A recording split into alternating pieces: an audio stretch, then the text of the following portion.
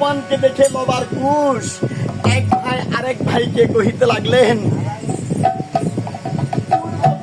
দাদা দাদারে মা প্রতিনিয়ত হনুমান আর জাম্বুবানের কথা মনে করে কান্নাকাটি করে। আজকে হনুমান আর জাম্বুবানকে কাছে গেছি, আমরা ওই মায়ের কাছে নিয়ে যাব। মা হনুমান আর জাম্বুবানকে দেখলে আমার কাঁদবে না? তখন সেই বললেন, সেখান থেকে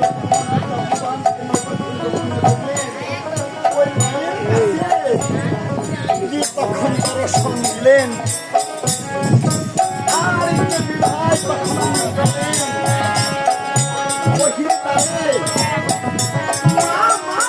তখন বিদায়, তখন আমি মাকে ডাকিতে লাগলেন।